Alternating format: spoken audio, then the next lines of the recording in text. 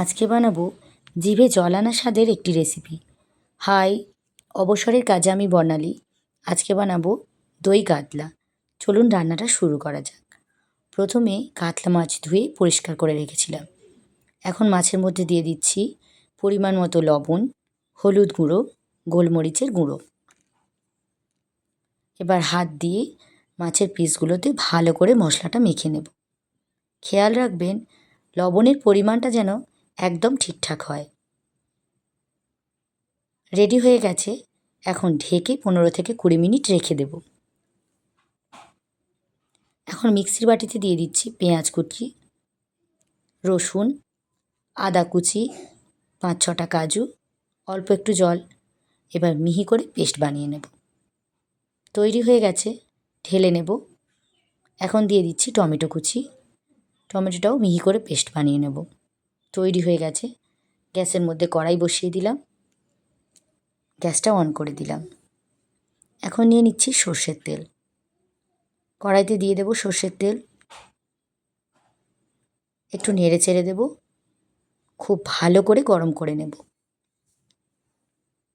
এবার দিয়ে দেব মাছের পিসগুলো। এবার উল্টে পাল্টে ভালো করে ভেজে নেব।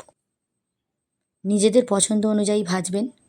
তবে যে কোনো মাছ একদম ক্রিস্পি মুড়মুড়ে করে খেলে তার কোনো স্বাদ থাকে না বেশি, তার উপকারিতা নষ্ট হয়ে যায়। মাছগুলো ভাজা হয়ে গেছে, তুলে নেব। এরপর বাকি মাছগুলো দিয়ে দেব। বাকি মাছগুলো ভাজা হয়ে গেছে, 2 পিঠ তুলে নিলাম। মাছ ভাজার তেলের মধ্যে দিয়ে দিলাম আবারও কিছুটা সর্ষের তেল। তেলের মধ্যে ফোড়ন দিয়ে দিলাম তেজপাতা, 3-4টে শুকনো লঙ্কা ছিঁড়ে দিলাম। এরপর দিয়ে দিলাম গোটা গরম মশলা, দারচিনি, লবঙ্গ আর এলাচ। নেড়ে চেড়ে ফোড়নের মশলাটা ভালো করে ভেজে নেব। মশলা ভাজা হয়ে গেলে দিয়ে দেবো বেটে রাখা মশলাটা। এবার একটু নেড়ে চেড়ে কষিয়ে নেব। এখন টক দই জল ঝরিয়ে রেখে দিয়েছিলাম। টক দইয়ের মধ্যে অল্প একটু জিরে গুঁড়ো দিলাম 1 চামচ মতো। এবার টক দইটাকে খুব ভালো করে ফেটিয়ে নিচ্ছি। মশলাটা মাঝে মধ্যে একটু নেড়ে চেড়ে দেব। এরপর দিয়ে দেব বেটে রাখা টমেটো। এবার টমেটোটাও মশলার সঙ্গে ভালো করে নেড়ে চেড়ে আরও একটু ভেজে নেব। ব্যাস, এবার ঢেকে দেব। 1 মিনিট পর ঢাকা খুলে ভালো করে নেড়ে চেড়ে এবার দিয়ে দেব পরিমাণ মতো হলুদ গুঁড়ো, লঙ্কার গুঁড়ো, কাশ্মীরি লঙ্কার গুঁড়ো। এবার নেড়ে চেড়ে আবারও মশলাটাকে ঠিক একই রকমভাবে কষাতে থাকবো।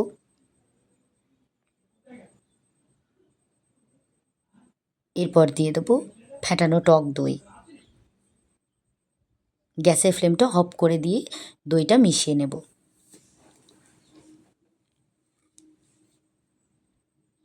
আবারও বেশ কিছুক্ষণ নেড়ে চেড়ে কষিয়ে নিলাম।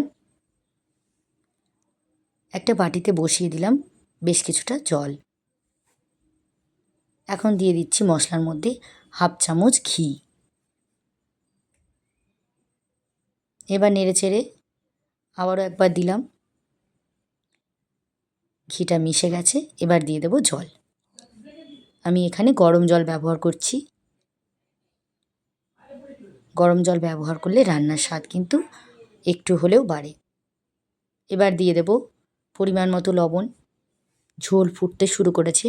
এখন দিয়ে দেব ভেজে রাখা মাছ।